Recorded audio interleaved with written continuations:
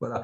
Et puis, je voulais remercier notre invité de ce soir, Laura Mamilevski, qui très spontanément a tout de suite dit accepter d'être notre invité. On est heureux de l'entendre. Je dois vous dire, Laura Mamilevski, que j'ai pensé à vous Shabbat.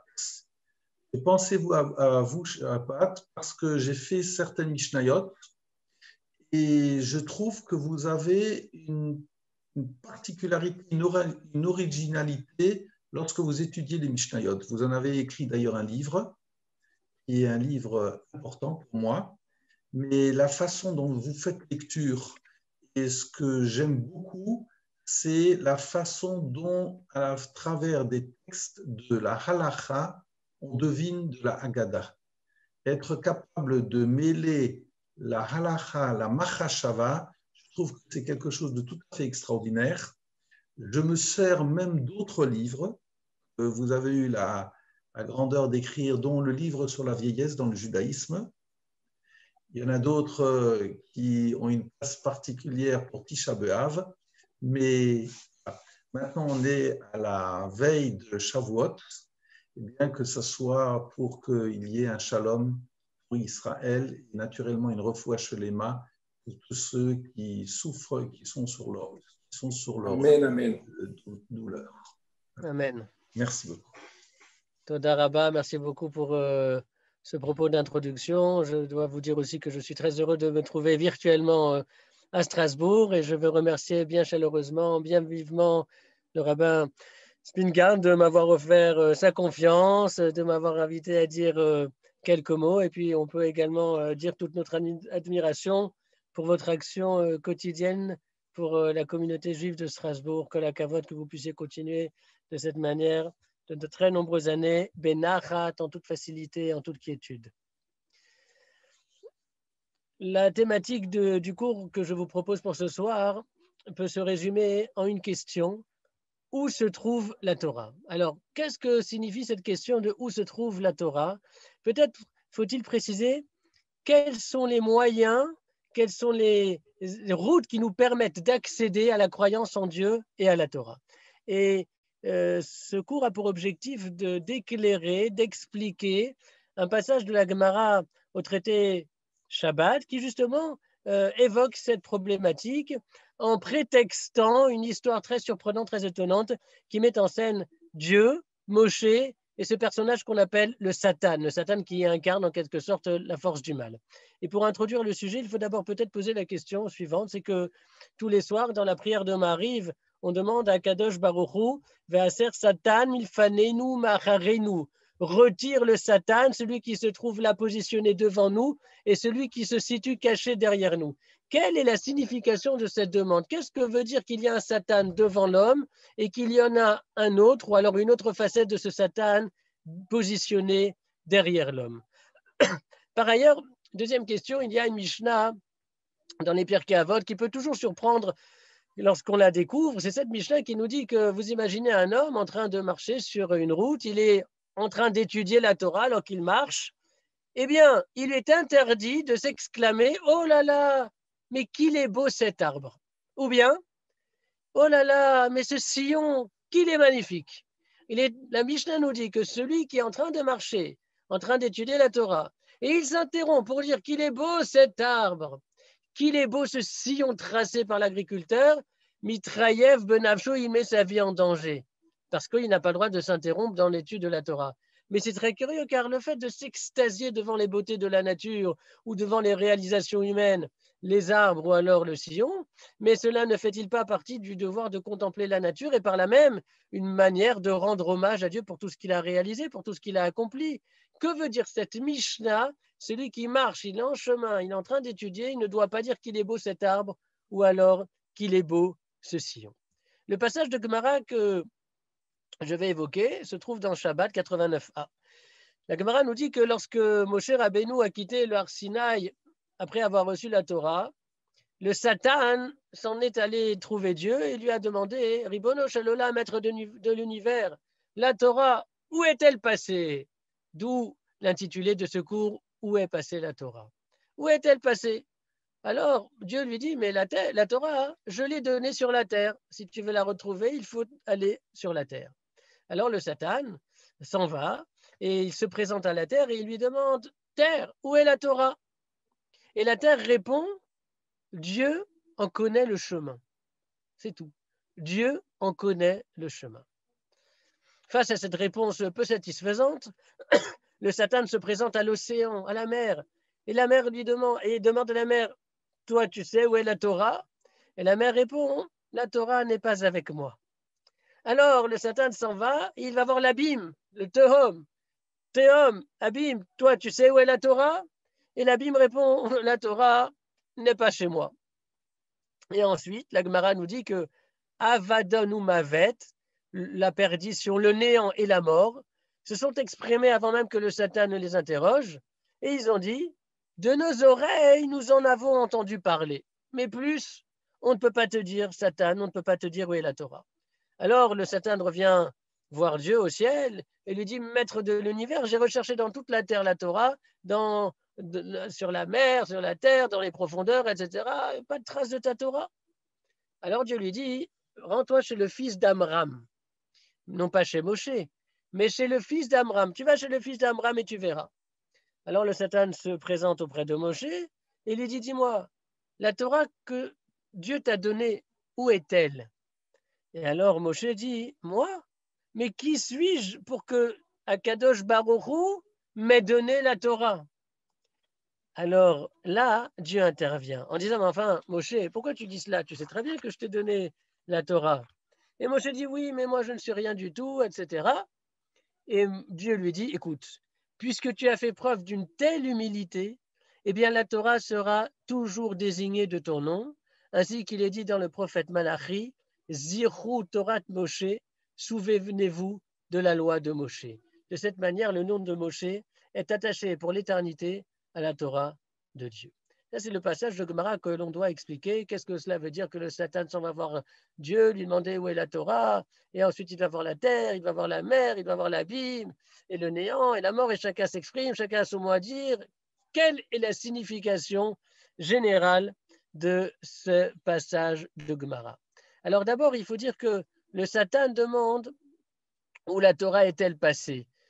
En fait, comme le fait observer le Maharshal, l'un des plus grands commentateurs du Talmud, le Satan, c'est un malach, et donc il était présent avec l'ensemble des malachim au moment où Dieu a donné la Torah à Moshe, donc il sait très bien que c'est Moshe qui détient la Torah. Et donc, en fait, où est la Torah? On entend dans cette interrogation, en réalité, la formulation d'une accusation. Cette Torah que tu as donnée à Moshe et par la même aux enfants d'Israël et par la même à l'humanité entière, mais où est-elle à présent? C'est-à-dire, qu'est-ce que les hommes en ont fait? Se trouve-t-elle vraiment cette Torah dans leur cœur ou alors flotte-t-elle quelque part dans d'obscures régions éloignées de l'homme? Qu'est-ce que les hommes ont fait de ta Torah? Et il importe au Satan de savoir où est la Torah, non pas que le Satan va accomplir la Torah, puisque le Satan c'est l'antithèse et l'opposé parfait à la Torah. Simplement, sa mission, son job au Satan, c'est d'être un obstacle à l'accomplissement de la Torah. Et donc, il s'interroge sur les routes qui permettent d'accéder à la croyance, à la Torah et à la Emouna, pour se positionner précisément sur ces routes-là et empêcher les enfants d'Israël d'y cheminer. Comment accède-t-on à la Torah? Dieu lui dit, tu te présentes à terre et tu verras. Qu'est-ce que cela veut dire? Le Satan se rend sur la terre et il demande à la terre où est la Torah. Autrement dit, terre, dessines-tu vraiment le chemin qui mène à la Torah? La grandiose nature qui te recouvre, les si jolies fleurs, les si beaux fruits, les arbres majestueux, les montagnes si impressionnantes, est-ce que tout cela permet de conduire à la découverte de Dieu? C'est cela la question. Première partie de la question. Deuxième partie de la question. Les événements qui se passent sur terre peuvent-ils nous conduire à penser Dieu? L'histoire des hommes, c'est-à-dire l'histoire de ces êtres de terre, nous fait-elle penser à Dieu? Formulé autrement, existe-t-il un fondement à la philosophie de Hegel selon laquelle l'histoire serait le processus dialectique avec thèse, antithèse et synthèse, processus dialectique par lequel l'esprit avec un E majuscule se dévoilerait? Et alors, bien évidemment, cette histoire-là qui révèle la présence de Dieu s'opposerait à une marche hasardeuse de l'histoire. Ici, le mot important, c'est le hasard, on va le retrouver dans quelques instants. Donc en fait, toute la question, c'est de savoir, est-ce que ce qui se passe sur Terre, la contemplation de la nature, du point de vue humain, et puis ce qui se passe du point de vue naturel, pardon, et ce qui se passe au niveau historique, c'est-à-dire du point de vue humain, est-ce que cela nous permet de penser Dieu? Est-ce que cela suscite en nous des interrogations d'ordre théologique, et est-ce que cela peut constituer comme une preuve de l'existence de Dieu? Et à cette question, la terre répond en disant Elohim connaît le chemin de la Torah. Autrement dit, je ne peux pas te répondre car Dieu seul connaît la réponse à cette question. Dieu seul connaît la possibilité de ce chemin, de ce cheminement. Mais du point de vue humain, les événements de la terre n'aboutissent pas nécessairement à la connaissance de la première. C'est vrai, les paysages peuvent époustoufler, ils peuvent susciter émoi, ébahissement, saisissement, mais tout cela peut ne pas conduire au Créateur. C'est-à-dire, c'est magnifique, c'est très beau, et puis c'est tout. De la même manière, concernant l'histoire, est-ce que l'esprit, comme le disait Hegel, se révèle au fur et à mesure de l'histoire et des pseudo-progrès qu'elle permet? Dans l'histoire, il y a visiblement des événements qui ne peuvent pas se justifier pour atteindre l'étape suivante. Comme l'a écrit dans un de ses ouvrages Alain Finkielkraut, il dit que dans le monde où Auschwitz n'avait pas encore eu lieu, il était encore possible à la sagesse des nations d'être hegelienne. Mais le malheur d'Auschwitz n'est bon à rien. Dans le monde où Auschwitz a eu lieu, l'histoire ne peut plus apparaître comme l'épopée du sens, comme l'accomplissement de l'esprit. Autrement dit, vous avez la nature qui est si belle et qui peut effectivement faire penser à Dieu, mais le chemin n'est pas certain, le chemin n'est pas évident. Encore une fois, cette contemplation de la nature, c'est-à-dire cette expérience esthétique, ne se transforme pas forcément en expérience métaphysique. De la même manière pour l'histoire. Et telle est la signification de la Mishnah des Pirkei Avot. Celui qui chemine sur sa route existentielle et qui étudie la Torah, c'est-à-dire il est en lien avec la divinité, eh bien, il ne doit pas dire « Oh là là, cet arbre, mais qu'il est beau !» Ça, c'est la contemplation de la nature. Il ne doit pas dire « Ce sillon tracé par l'agriculteur, mais qu'il est profond et qu'il est bien fait !» Ça, c'est par rapport, le sillon dans le champ, c'est l'histoire de la civilisation qui essaye de se frayer un chemin, etc. Eh bien, celui-là, il met sa vie en danger, c'est-à-dire sa vie spirituelle, sa vie existentielle, parce que autant l'accès à la Torah par la Torah, c'est un accès certain, autant l'accès à la Torah et à la croyance de Dieu par le biais de la contemplation de la nature en général, la terre, et par le biais de la civilisation historique, eh bien tout cela, ça ce n'est pas certain. Ça, c'est pas du tout sûr qu'on puisse parvenir à l'existence, à l'idée de l'existence de Dieu. Et la preuve la plus flagrante, eh bien, c'est l'actualité où chaque être humain peut voir la terre et ses magnifiques paysages et peut être également questionné, interrogé de l'intérieur par tout ce qui fait l'histoire humaine et ne pas se poser plus de questions que cela. C'est beau et puis c'est tout. C'est beau et on s'en arrête là. On s'arrête là. Le Satan a donc compris que la Torah, l'accession à la divinité, ne se trouve pas sur la terre. Alors elle s'en va voir la mère. Et la mère lui dit, tu sais, la Torah n'est pas chez moi. La mer, l'océan, la contemplation de la mer, la contemplation de l'immense étendue d'eau donne naissance à des sentiments d'émerveillement face à la nature. Et ce n'est pas les Niçois ici présents qui me contrediront. La contemplation de la mer donne naissance à des sentiments d'émerveillement. D'ailleurs, vous avez un passage de la Gemara dans Kiddushin qui vous dit que la majorité des marins sont des hommes pieux. Et un autre verset du psaume 107 où il est dit « Yordé Hayam », ceux qui descendent en mer, ceux qui prennent la mer, sont ceux-là même qui voient l'œuvre de Dieu. La mer influe sur l'âme, elle ouvre le cœur, elle suscite beaucoup d'émerveillement et visiblement, Dieu voisinerait l'océan, les plages. Lorsque l'on contemple l'océan sans fin, on est pris par cette idée d'infini. Est-ce que la contemplation de la mer et de tout ce qu'elle renferme et de tous ses mystères, etc., est-ce que l'idée d'infini qu'elle nous offre peut nous mener à la découverte de Dieu? Est-ce que le fait de regarder la mer, de la contempler, de l'examiner, va nous emplir d'un esprit de spiritualité? Alors c'est vrai, la Gemara a dit, la majorité des marins sont des hommes pieux, parce que souvent ils sont pris dans la tempête et alors ils sont obligés de se tourner vers Dieu parce que ce serait là leur seul salut. Mais là aussi, à la question mer, est-ce que la Torah se trouve près de tes côtes? La mer dit, la Torah n'est pas chez moi. C'est vrai que la mer peut susciter de l'émerveillement, mais la puissance inspiratrice de la mer ne suffit pas systématiquement, forcément, à conduire à l'existence de Dieu, car la dimension esthétique de cette contemplation, des vagues, de ce mouvement incessant de l'eau, de cette écume, etc., ne se transforme pas forcément en expérience métaphysique. Non, dit l'océan, la Torah n'est pas avec moi. C'est vrai que le sentiment d'infini peut croître en observant l'océan, à cet océan qui s'offre à perte de vue, mais ce sentiment s'épuise généralement le dos tourné. Non, ce n'est pas grâce à la mer que l'homme pourra prendre conscience de l'existence de Dieu. Alors le Satan s'en va et il s'en va voir l'abîme. Tehom, qu'est-ce que l'abîme? L'abîme renvoie très clairement aux origines de la terre, aux origines de la vie, puisque dès le premier verset de la Torah, où il est question de la création du cosmos, de la création du monde, il est dit et l'obscurité régnait sur l'abîme, sur les profondeurs de la terre.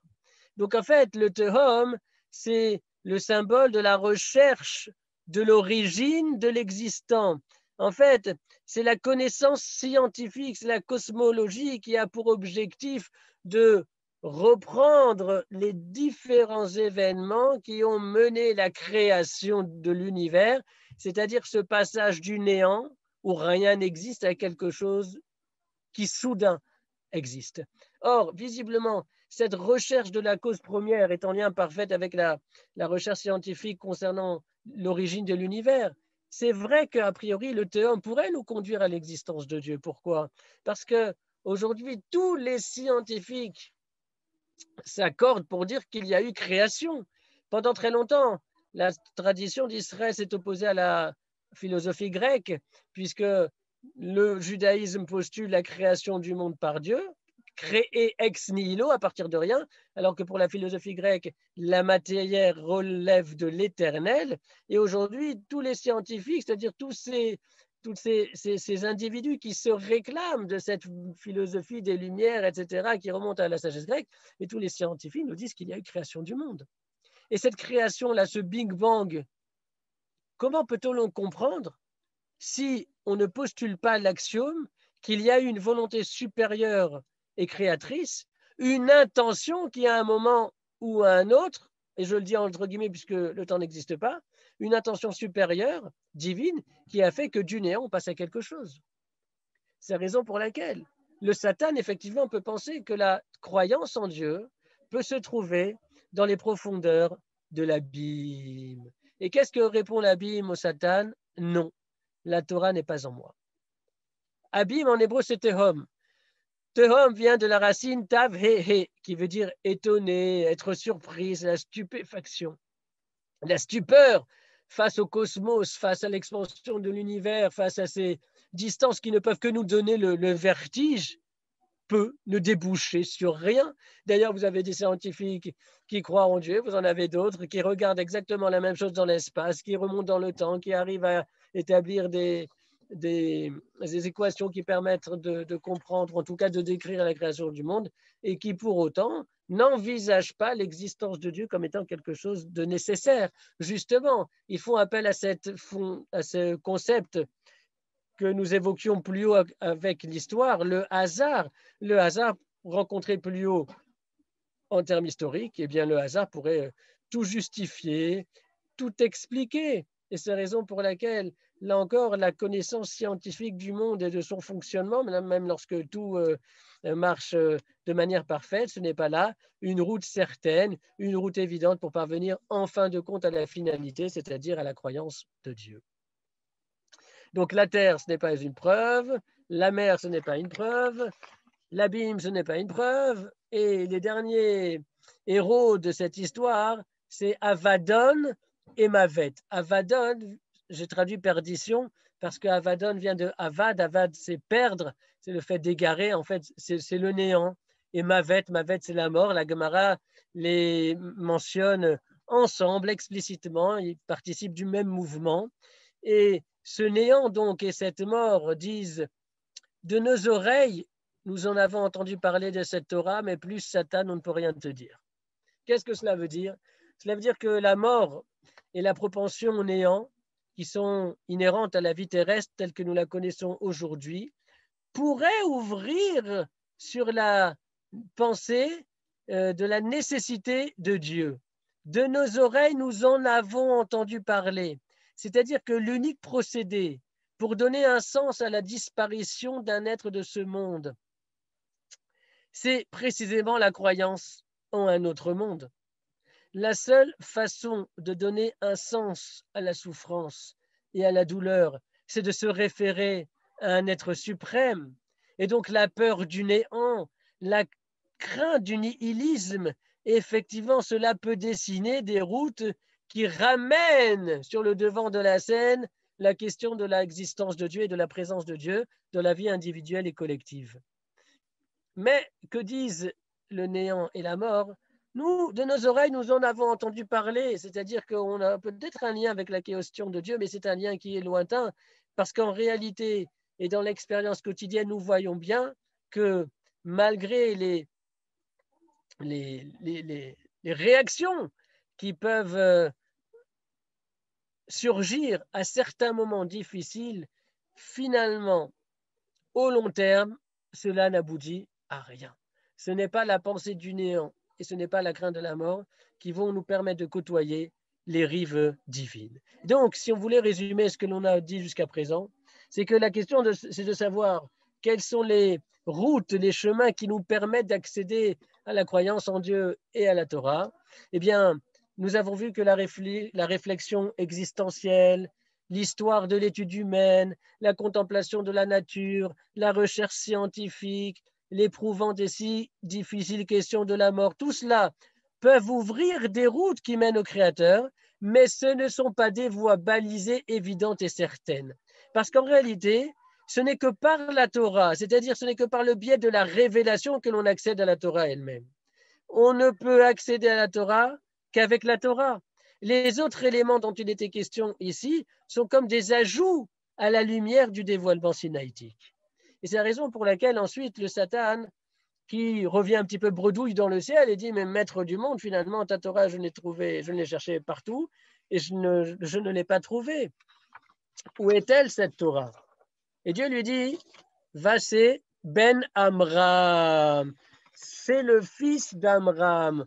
Vous observerez que Dieu ne dit pas va chez Moshe, mais il dit va chez le fils d'Amram, c'est-à-dire que immédiatement Moshe n'est pas considéré comme un surhomme ou comme un ange, mais comme étant lui-même le fils d'un autre homme qui s'appelle Amram. Alors qu'est-ce que cela signifie? En fait, quand le Satan dit je n'ai pas trouvé la Torah sur la terre, cela veut dire que la terre, les êtres formés à partir de la terre, eux, ils sont déterminés à suivre leur instinct et leurs pulsions, leurs désirs et la nature, etc.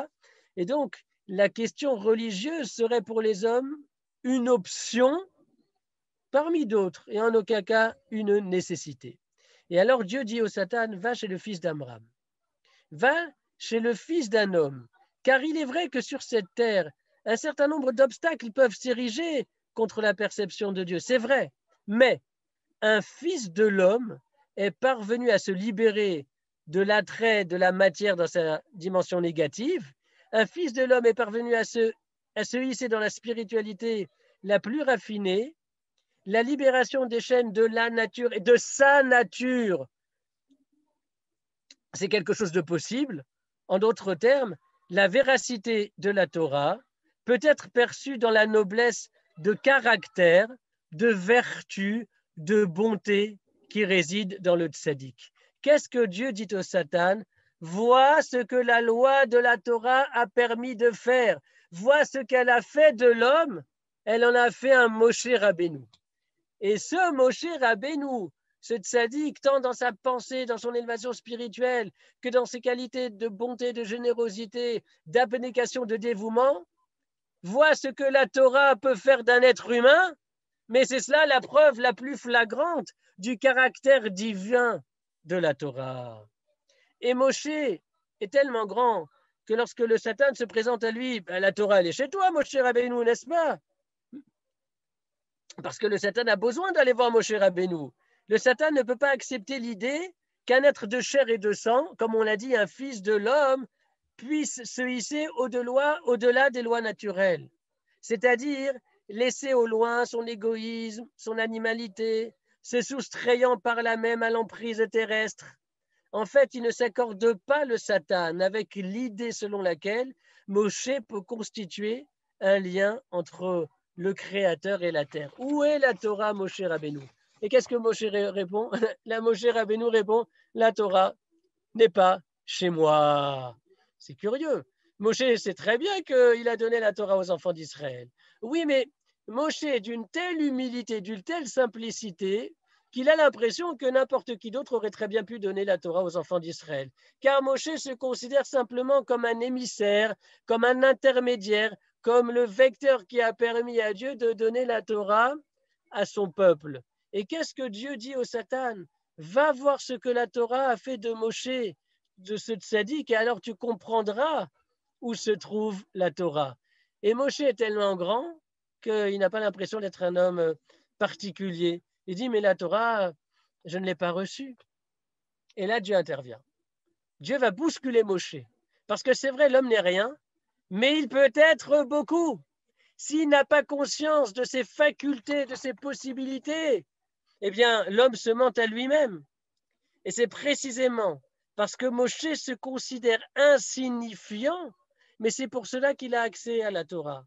C'est parce qu'il est si effacé dans ce monde et pour les choses de ce monde, mais c'est précisément pour cela qu'il est tellement important et considéré pour les choses de l'absolu. L'effacement de sa propre subjectivité est nécessaire pour avoir accès à la vraie Torah. D'où la présence indispensable du maître.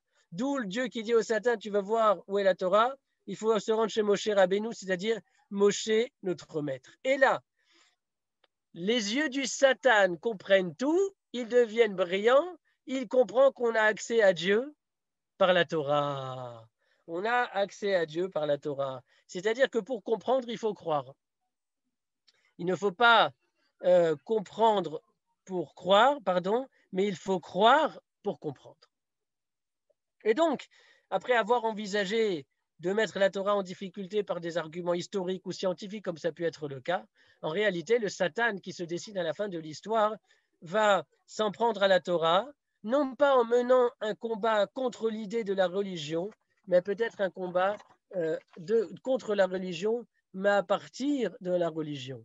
C'est ce que le Rav Soloveitchik expliquait. Il disait, le Rav Yosef Dov Halevitch Soloveitchik, il disait que la falsification du message religieux est beaucoup, beaucoup plus problématique que l'athéisme lui-même. Que l'athéisme, c'est-à-dire que la négation de Dieu.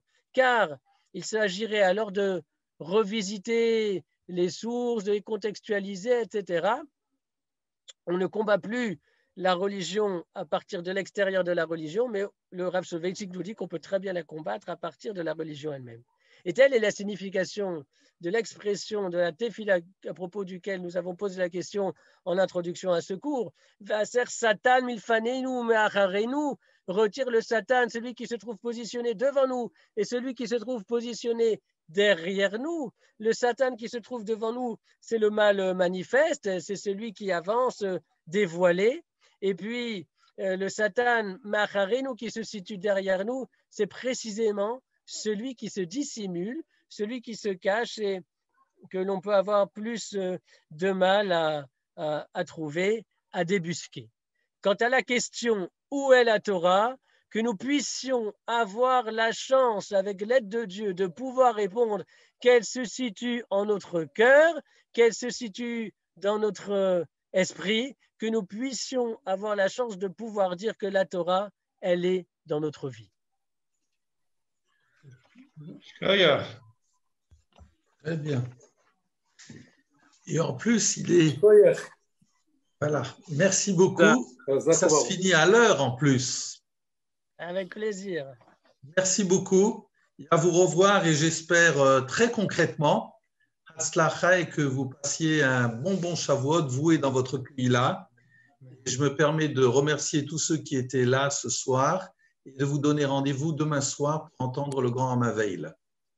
Donc à 8h30 demain soir. Bonne soirée à tout le monde. Chodesh Tov, Chodesh Tov, Chodesh Tov, Chodesh Tov.